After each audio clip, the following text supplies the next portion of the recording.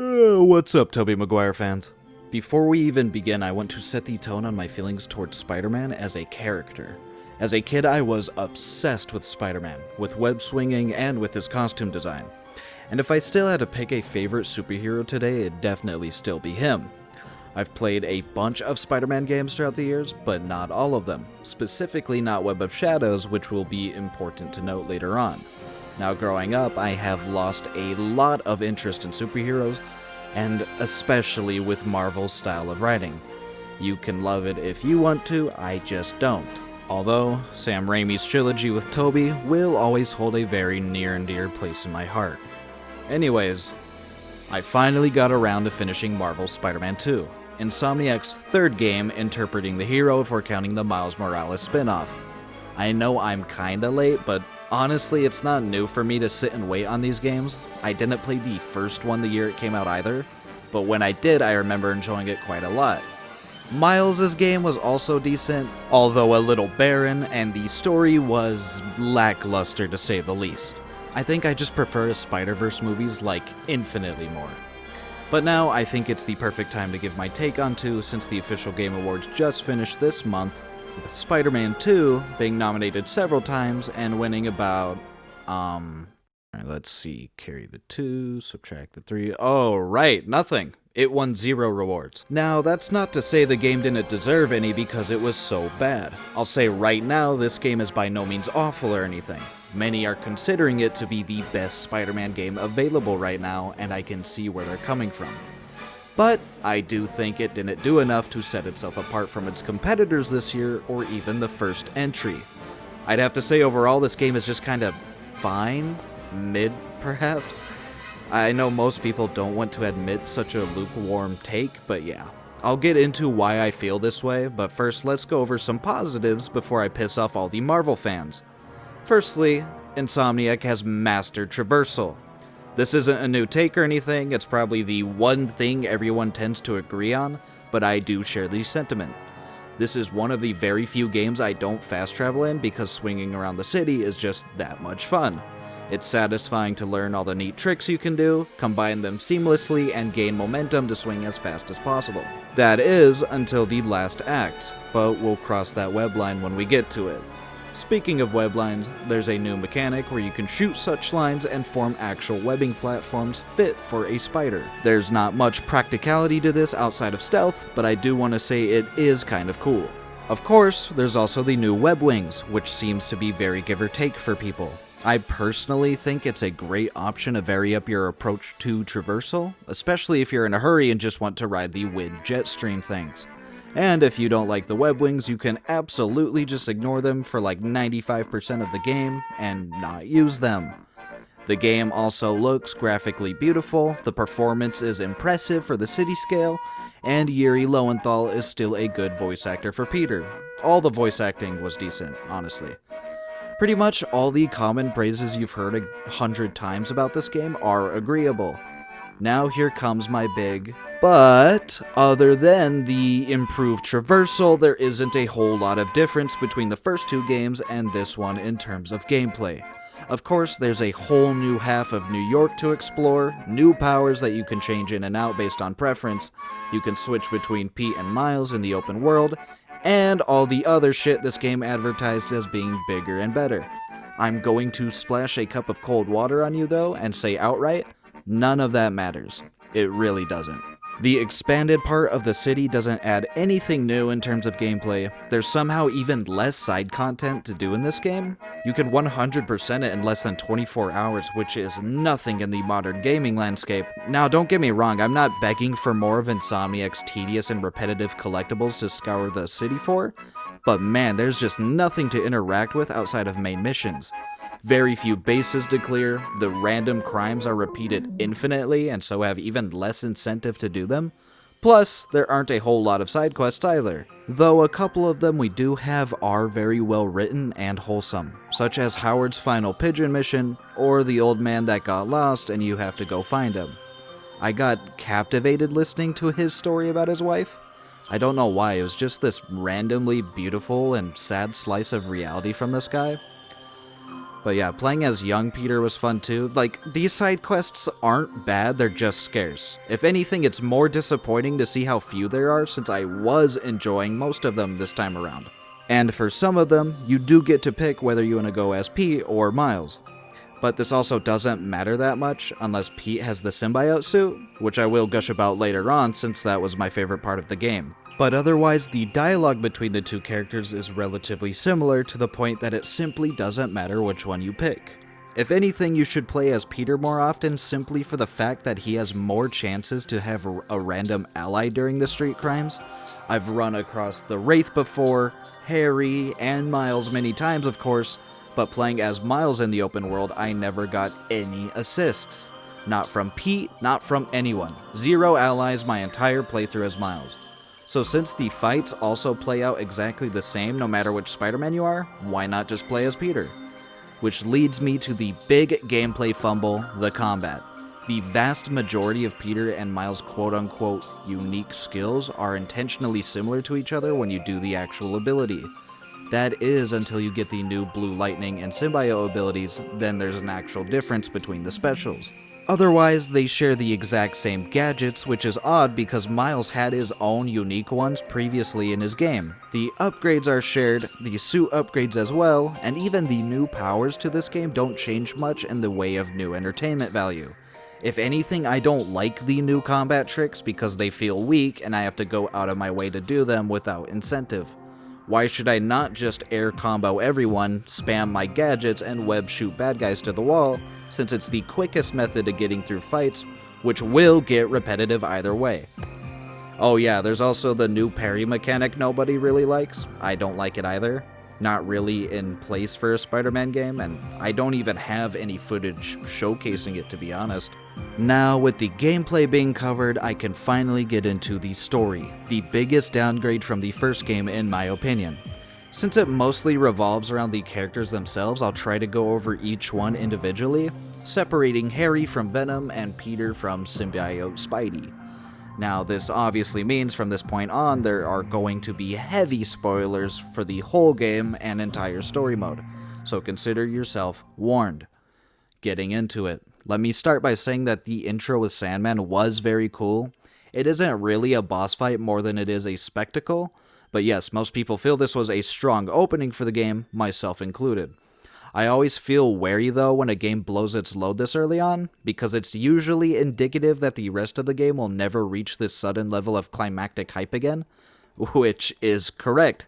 The rest of Spider-Man 2 does not hit this climax ever again, which you may counter me on that by saying, well, what about the final act with Venom?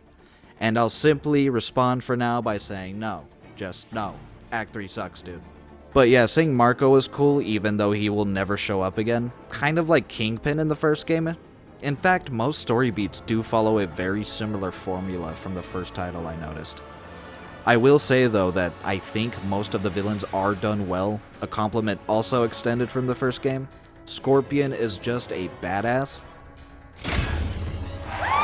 Mr. Negative, aka Martin Lee, was done very well in this game, regardless of Miles' motivation, which we will discuss shortly. His personal redemption arc was great, seeing as how I think he's the most underrated character from the first game. And Kraven is the main antagonist for the first 2 acts. And I'll just come out and say it. I don't think Kraven is an interesting character. I've never liked him that much. And I don't know anyone who does, honestly. But if you completely isolate him to this game's adaptation, he is perfectly fine. He was serviceable as a main villain until his death, which was his only motivation, by the way, to die, and I thought the fact that he was succeeding in killing main rogues like Scorpion and Vulture amped up the stakes quite a lot, especially since a lot of them were genuinely reforming, even if the urgency did not reflect on the Spider-Men that much. Like, seriously, they let Kraven get away so many times, but whatever. Norman Osborn, too, has been a very interesting character for 3 games now, as they set him up to be Peter's greatest villain. I like how often he's associated with the color green, alluding to his goblin foreshadowings, like his green tie, tracksuit, the lighting on him, I don't know. I just love that shit. I did think his angry reaction to the Spider-Man at the end of the game came out of nowhere though. Like, even if you want to use the emotional outburst excuse, Like, this dude has had his ass saved by Spider-Man so many times and got exactly what he asked for with Harry being saved from the symbiote, but Insomniac still needs a reason for Green Goblin to hate Spider-Man, so here we are. They just slipped in this angry grudge randomly. I mean, it's almost ridiculous how little Peter seems to care about Norman's crimes anymore, considering how closely tied they were to the first game's villains and their emotional stakes. In this game, Peter acts like he just forgot about all the shit Norman has done and chills around him. Side note, I did like him visiting Doc Ock at the end of the game, even if it felt fan-servicey. Otto was by far the best part of Spider-Man 1's story. I was shocked how emotionally heavy shit got with him. All that being said, the biggest compliment I could give to the villains are that they physically look good. You know, design-wise, they all look cool as fuck. This is something that cannot be said about the heroes of this story. Pretty much everyone got a redesign from the first game, and I don't really like any of them. They all feel so expressionless most of the time. I get this uncanny valley feeling when Pete and Miles have their masks off. Especially Peter. He looks like the kid from Polar Express. Which should not be the case, by the way, since we have long acquired the technology for great facial scanning and expressions. Starting with Peter, I'm one of those who just felt that his first appearance was a better, more mature look for him. The model recast is acceptable though, because he is supposed to look like a younger Yuri Lowenthal now, but still, we're playing as Peter Parker, and this is just not my Peter. Writing-wise, Peter has the most interesting arc in the entire game with the symbiote suit, but without it, he has been heavily nerfed. The entire reason he even gets it is because Kraven manages to kill him in their first encounter by simply grabbing and stabbing him. And when I say kill, I mean it completely. He 100% died here. It just goes to show the lengths the writers are willing to go for an easy emotional reaction when it comes to Peter. He also tends to get knocked out constantly, which is such an annoying ass trope to get him out of the scene so that Miles can get some screen time. But he does have some great costumes. He's got the Nick Cage noir Spidey suit this time from the Spider-Verse movie, which is just beautiful. And with the Webb Raimi suit, of course, being goated. Other than the classic suit from the comics, it is just the best, most iconic and recognizable suit ever designed for Spider-Man, and I will fight anyone on that. I also do think that the Amazing Spider-Man 1 suit is super underrated. I don't know why so many people seem to prefer the Amazing Spider-Man 2's design. I think that shit just looks goofy. Moving on to Miles Morales. He does look better than his first design to a fault. He looks like a fake artificial Hollywood actor created in a tube. I don't know, I just don't think any normal teen his age looks perfect like this, you know? Now, I have a whole tangent to go on about for Miles, which will lead to even more ranting, so get ready for it right now. Let me just say first that I love the Spider-Verse movies. They're actually what amped me up enough to come play these games since they revitalized my interest in Spider-Man. I thought Miles was done perfectly in those movies and given his own chance to be a unique yet relatable character. I honestly was looking more forward to playing as him in his own spin-off than I was to play Peter, especially since his origins were adapted very well in the first game. Now, like I mentioned briefly, the story for his spin-off was kinda dookie.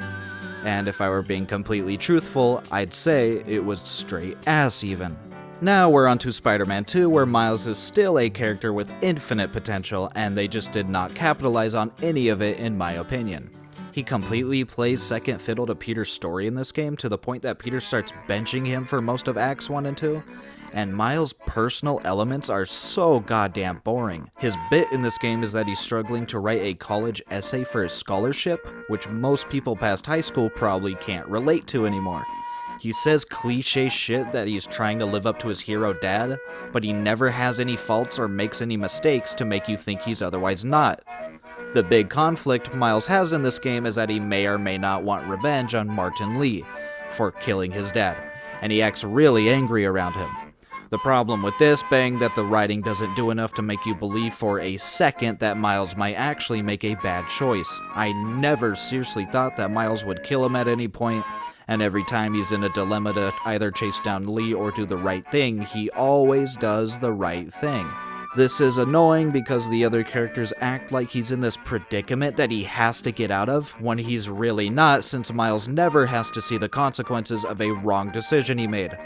Lee disappears for most of the game when Kraven captures him in Act 1, and when we finally see him again, Miles cools down after a small boss fight.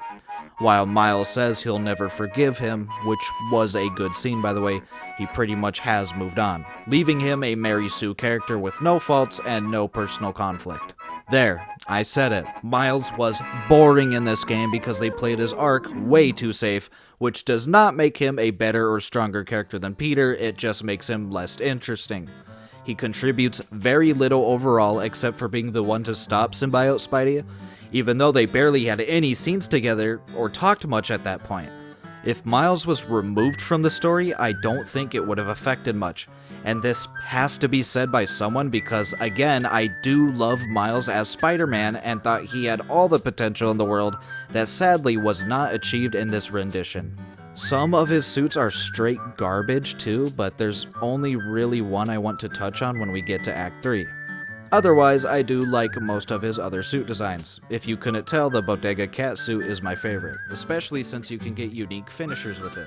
But now let me talk about the other characters that revolve directly around Miles. Genki is a bad character. He just knows everything, he can do anything when it's convenient for the story, and he doesn't have any chemistry with the others. He is your cliche tech chair character that gets like no developmental bonding scenes with Miles, nor is he funny. Haley is fine. I think too many people hate on this character when she's just a nothing burger. I'm sure there's people out there who do relate to her and feel represented by her deafness and lack of voice or whatever, but in the overall story she just doesn't serve a real role. Her relationship with Miles was not fleshed out at all in this game, and the romance between them felt forced and rushed. Like, who even cares, honestly? And now Rio, Miles' mom and councilwoman. Rio is also okay, but she seems very nonchalant to the fact that her son is Spider-Man. I saved her for last because this is another whole tangent I want to go on. The Spider-Man identities do not fucking matter at all in this game. Every single main character in this game just knows or finds out that Peter and Miles are Spider-Man, and it doesn't change anything, with the exception of being both Osborns. Like, when exactly did Haley find out about Miles, or since when was Rio informed about Peter given his personal cell number? Maybe this was developed in one of the DLCs I didn't play, but regardless, it's annoying as hell. The entire point of hiding their identity is so that it doesn't hurt those in their personal lives, and yet they willy-nilly give these random characters this knowledge. The hunters even show up at Peter's house and know who Mary Jane is to him, but they don't do anything else with this information for the rest of the game. Speaking of MJ, I can't beat around the bush with her any longer. Let's get the elephant in the room out of the way right now. What is this redesign? This isn't even the same character from the first game. Mary Jane Watson is supposed to be a conventionally attractive character, so it's not surprising this started a whole fucking war on the internet. With one side being like, ugh, this is woke, liberal, feminist pandering to the max. God damn, they ruined MJ. And the other side coping even harder by going, wow, they are just trying to realistically depict an aging, strong, and independent woman, and you are sexist if you critique it. To which I'm here to say you're both wrong and stupid, because the real reason MJ's appearance changed so drastically is due to a self-insert by a certain writer at Insomniac. Yep, she scanned her face onto a pop fiction comic book character. I mean, just look. Now, I'm not here to criticize a real person's physical appearance. I'll leave that to Twitter and Reddit. What I will say is that I wish she didn't do this. Whether it was a narcissistic way of projecting herself onto her work, or she simply loves MJ's character that much that she wanted to lend her likeness, I don't know. I do not work at Insomniac or know this woman. What I do know for certain though is that playing as MJ sucks ass. These segments were already hated in the first game, and for some reason were doubled down in the sequel with her having a gun now. These sections aren't only just boring or stupid at times, they are genuinely unimmersive and bad in terms of design. You can usually just rush past the enemies and glitch out the game pretty easily, And the premise overall is so lame. We slow the gameplay pace down to play as Mary Jane unnecessarily, with her dumbass stun gun acting more powerful than all the Spider-Man gadgets combined. I don't know who these sections are for, like who bought a Spider-Man game to play as MJ several times, all of which are mandatory by the way to progress. The only one I liked at all is when you're chasing a symbiote-possessed Peter throughout the neighborhood, which could have been shown in a cutscene. Anyway, and then MJ stupidly tases him to wake him up, already knowing it's a fucking alien on his body, which causes the symbiote to chase her down, and it's just so dumb. I'm not gonna dissect MJ's character anymore though, because I honestly don't care that much. She is far from my favorite love interest for Spider-Man anyway. Now, as for Harry, I really liked him between Act 1 and 2. He looks fine. I think they could have revealed his symbiote much sooner since we already knew. But when they did, I love the good Venom Spidey shtick he had for a couple of missions. Like I mentioned before, there's a chance you can even find Harry acting like a real Spider-Man in random street crimes between these missions when he has the symbiote power. I feel like this game's best moments like that came and left way too quickly. By the way, where the fuck was Miles when Coney Island got attacked? Like, I get that he got a headache or some shit from the Mysterium, but no one thought to call him back? Pete almost had to let civilians die because he was so overwhelmed until Harry came in clutch. Anyway, the Emily May Foundation was also a great plot piece that was underutilized. You only get to be inside the building like twice before it gets completely demolished by hunters, and even though Harry says it could be rebuilt easily, it never does. It's just gone for the rest of the game. When I feel like you should have been able to come back here consistently like you were able to in the first game for Feast or Otto's Lab. As for Harry, I feel like when he lost his symbiote for Peter, he started deteriorating. I don't just mean physically either. He starts holding a grudge against Peter for having the black suit, despite knowing that he can't just give it back to him. I know it's complicated for him emotionally because he's literally dying, but I don't know, I just felt like it could have been done much better. Maybe Harry should have had even more screen time because I just feel like tensions hadn't risen enough for him to become the Venom we see in Act 3. Before we dive into Act 3 though, we can finally discuss my favorite part of the game, Act 2, which I consider the entire duration Peter has the black suit on up to when Harry gets it back. This is the part of the game I anticipated the most, and man, it could have been so fucking good. I have a confession to make though, I love Spider-Man 3 in the original Raimi trilogy. Now I know most people don't, and I'm not saying it's my favorite or anything, but damn, I used to obsess over the symbiote CGI and how it looks in that movie, and it still looks phenomenal to this day. I know that the black suit in that movie is literally just the web suit painted black, but I don't care, it's still amazing and iconic as fuck. That being said, I think all the black suits look great in this game. I'm such a stickler about the webs being black when Spidey is wearing the symbiote. I know a lot of renditions keep the webbing white, which probably makes more sense anyway, but I don't know, the black webs are always so satisfying to me when games have them on, and they are sexy here. Since we're on the topic of Spider-Man's webs, let me throw in my 2 cents about something unrelated real quick. Organic webbing is infinitely cooler than web shooters and makes Spider-Man's powers more unique to him. I don't give a fuck about the comics, and if you disagree, well, that's fine. It doesn't really make a big difference either way. So, to summarize the good, the black suits are very sexy to wear, the symbiote abilities are the best in the game, and the surge power is awesome and extremely satisfying to use. As Peter syncs with his symbiote more, the more grotesque and alien the suit starts to look, which was very cool. And of course, I have to mention Bully Lowenthal. We get unique, edgy dialogue when Peter's aggression amps up later in Act 2. This was by far the best part of the game. I was super interested in how this would develop for Peter. Enough song and dance. I'm coming, Craven.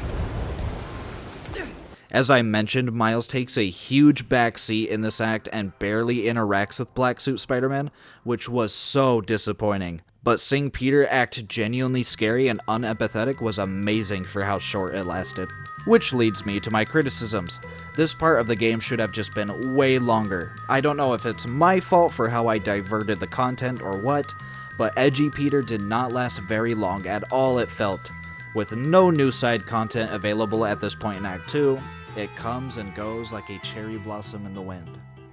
The game's pacing just feels off overall, some parts feeling rushed and others dragging on, which is noticeable in a game this short. So unless you plan on swinging around for hours doing random shit with it, you probably won't find your time with Symbiote Spidey satisfactory, which sucks. I feel like they were on such a good track too, from him getting the suit to when he starts getting more aggressive, then it's just over and that's it. Peter doesn't even get the chance to do anything bad really until he fights Kraven. When he's being puppeted by the symbiote, they had a perfect chance to make him do something irredeemable without Peter's character being held accountable, right? But they play it too safe. He never does anything close to actually evil other than kind of being an asshole to people and disregarding their feelings, sometimes. The bully Lowenthal scene between him, Harry, and MJ is so iconic now though, but it's still annoying with how the characters respond to Peter this way, knowing a fucking alien is borderline controlling him at this point. Like, MJ grabs her taser when Pete raises his voice as if that would do shit. Like, do you not remember how that went last time? I also shouldn't forget to mention how great the Lizard's fight was. Chasing him around as Peter gets progressively more sick of his reptilian shit was fun, and the sewer fight was just great. Dr. Connors always seems to somehow be relevant to the symbiotes. Like, I don't know if that's from the comics or what, but please let me know. But I did want to mention his canon event here, with him losing his arm. Looks really stupid. Like, yeah, it's cool, but come on, the dude sticks his arm into the symbiote, practically begging for it to grab him, and when it does, they just shoot his arm off. I don't know, I just thought that scene was funny, and Peter's scary-ass response to him saying that the symbiote needs to be destroyed was great. I thought he was seriously gonna hurt him, but he doesn't. Again, other than being a dick emotionally, he doesn't physically harm anyone more than he normally would, and yet the exterior response doesn't reflect this. Such as the Danica podcast, for example, acting overdramatic as hell about his black suit every time she talks about it, which really should have been reserved for Jay Jonah's podcasts. And as soon as Pete loses it, no one ever mentions his behavior while wearing the suit again. It's super weird. Oh, it's compassion, Daylight. In times like these, we're called upon to be better.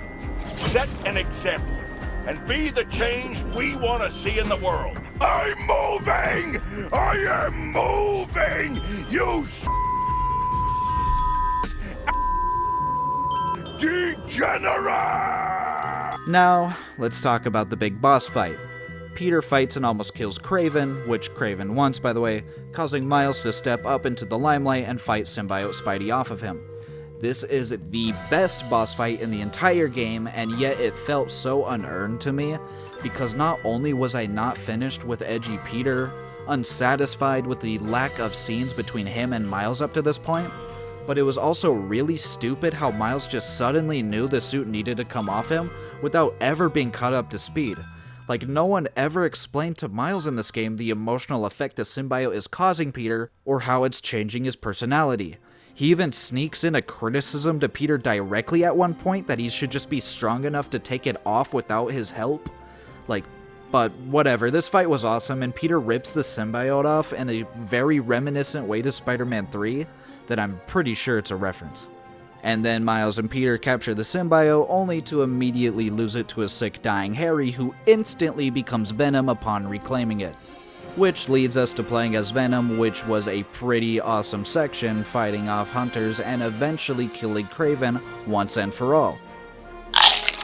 I don't know why Harry seems so angry at his dad though, other than the one sentimental moment he had with Peter, but whatever. This is a great introduction to the new Venom that will, sadly, end up being a letdown in Act 3.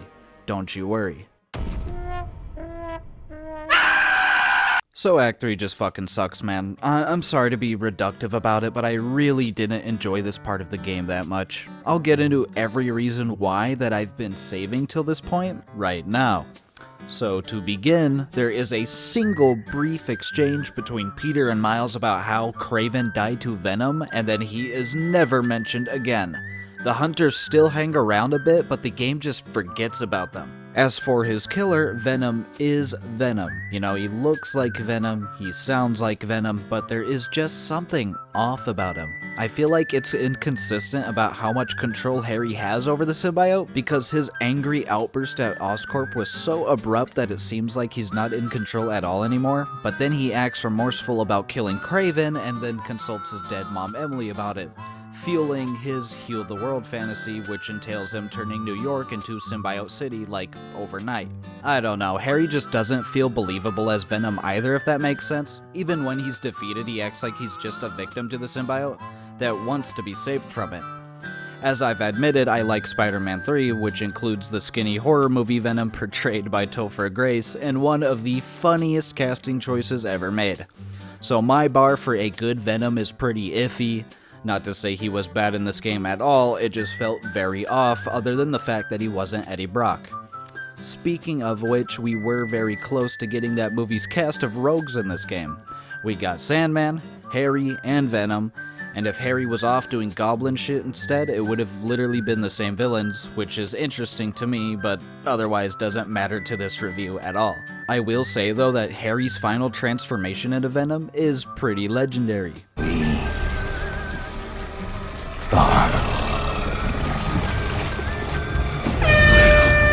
Other than the fact that he's kind of cool, I feel like Venom didn't get nearly enough time to shine in this game for the fact that he's advertised as the main villain. Like, for Kraven it worked well that we had a few confrontations with him in cutscenes before his last fight, but for Venom I felt that maybe a few more actual fights to pad out his scenes would have helped him a little bit, as in fighting more times before the actual final boss fight, which, by the way, again, feels like a good fight that's not really earned and came way too quickly and too easily. I will say that the vampire wings were surprisingly cool though. I've never seen a symbiote with that shit, but the transformation was something right out of Witcher 3 Blood and Wine. Anyways, Venom uses the symbiote meteorite to somehow turn other people into symbiotes and pretty much the whole city into a Web of Shadows reference. This is where my lack of experience with that game comes into play. I didn't have any nostalgia while playing through Act 3, so I didn't have any, rose-tinted glasses, but it did feel like a rehash to me, like we're seeing something we've seen before and hearing a story that's already been told. You see, despite Insomniac saying that this was going to be a Venom like we've never seen before, we have seen it all already. We all know this story, we all know how it's gonna play out. They were just way too safe with the writing. I mean, come on, Harry doesn't even die at the end of the game, he goes into a coma, which is the most cop-out shit you could ever do. But I will say that I don't agree with people saying that the stakes for this game were too low or something. Like, Venom is a worldwide threat right now, which still ties into Harry needing the symbiote to live. So yeah, the stakes are there, they just aren't that interesting anymore. The symbiote enemies are trash too. They just make the combat even more limited and formulaic, and the nests suck ass to clear out, since you literally just have to count down the time. You can't even stealth the symbiotes, so that makes an entire gameplay option just unavailable in this last act. I feel like having so many symbiotes at once oversaturates the enemy design too. Like, what makes Venom so novel and unique is that there is one Venom, right? And it doesn't help that there's only like 4 symbiote types during the fights anyway, so get used to fighting the same exact enemy over and over. MJ even becomes a symbiote named Scream in Act 3, leading to a boss fight where she really tears into Peter for being a selfish piece of shit and overshadowing her, which I know is very in line for MJ's insecurities, but could also be indicative of a certain writer's projections towards a certain main character. Just saying, again, I don't know. I also don't know much about Scream as an original character, but I'll be honest, I don't find the symbiotes aside from Venom interesting enough to look into. But I did think this evil MJ concept could have worked out pretty well in this last act. Sadly, it's over as soon as the boss fight ends. MJ is able to tear her symbiote off immediately, which even leads Peter to comment about how she ripped it off easier than he did. He, who is a superhero with superhuman strength, is outdone by a girl boss queen. Amen. Carnage also makes a foreshadowing in this game through the Cult of the Flame side story, which I haven't mentioned once because I don't care. Yuri as the Wraith is the most generic anti-hero ever. I don't know who the Flame Dude is, I've never heard of him before this game, and I'm also not as big a fan of Carnage as every other Spider-Man enjoyer seems to be. And you don't even get to resolve this side story since they're saving the rest of it for DLC, which they are also doing for the Chameleon, which I also don't really care about, even though he seems kinda cool. Also, I know I've been saying also a lot, but I should mention Black Cat was in this game for like one mission with a magic-ass wand teleporting her around. I almost forgot to say that because again, I'm sure she'll get a DLC that I'm not interested in enough to comment on. Anyway, this last act somehow felt super short yet dragged out. The cliche alien invasion concept did not land for me, and man do I want to talk about the last suits you unlock via the story. So Miles and Martin Lee do some bullshit in Peter's mind, which causes him to gain control of a white symbiote inside of him that was just like latently resting or some shit, and he gets all the power of a symbiote parasite with none of the negatives, which should make him OP, but don't worry, I think he gets knocked out like 2 more times before the game's over. The suit design itself is fine, it's just a white symbiote suit with normal webs. The anti-venom suit from the comics or whatever, I don't know, it's my first time seeing it. I do think the white symbiote powers look very weird though if you're wearing any other black suit from this point on. Like, I don't know why the color just doesn't change depending on what you're wearing, like the webs do. But then Miles comes out of nowhere with this dog shit Colgate toothpaste looking ass suit. Like, bro, we're in the middle of a world-threatening crisis and you go off and make that shit off screen for no reason? This suit has already been memed to hell and back though, with Miles' explanation making no goddamn sense. Like, what do you mean one of one original, when you have already designed at least 2 unique suits for yourself already? Even Peter seems genuinely unenthusiastic about it in their own cutscene, especially compared to his original reaction to the first suit Miles showed him. I still can't get over that suit. So cool. Gotta be me. One of one. That shit's Hasbro. I'm in the camp that genuinely believes this is an Adidas sponsorship because of how shoehorned in it is. I mean, it's not the ugliest suit in the game, but man, I do not like superhero suits that have the hair sticking out the top like that. Dude thinks he's invincible. And by the way, if you keep taking these suits off to choose another one, the game will keep putting them back on in the last missions, which was annoying. I also don't get why Miles has the last bout with Venom during the final boss fight, when he barely interacted with Harry throughout the entire game. In summary for the ending here, since I've touched on it throughout the video anyway, Venom dies, Harry goes into a coma, Norman gets mad at Spider-Man, and Peter quits? Like, this was coined at a little bit, right? Maybe slightly hinted at. But what the fuck, Peter is in his absolute prime right now, still being in his 20s, and having free symbiote powers with no strings attached? And he's just gonna retire because Miles is so much stronger and awesomer or whatever the fuck the reason was? It felt very unearned to me, but who cares, he's definitely gonna be back for the 3rd game anyway. It seems like Insomniac plans on this series being another Spider-Man trilogy, with the next game as the last installment, which I'm all for at this point. Just capitalize on Green Goblin's build-up and then kill off Peter since it seems like we're going in that direction anyway. And bada bang, bada boom, we'll see if that one wins any game awards. In conclusion, this game isn't amazing, but it's also not terrible despite my grievances. I do think the first game is better, but this one could have definitely been way worse. I did enjoy my time with it for the most part, but it for sure was no Game of the Year material, I'm sorry to say. I'd give it a 3 out of 5 score overall, and at least, no matter what, we'll always have the Raimi trilogy to enjoy. This is something else. I've already written too long a script though, so I'm just going to end on that note. Thank you for watching. I hope I didn't piss you off if you love this game, and stay web-slinging, spiders. Or something, I don't know.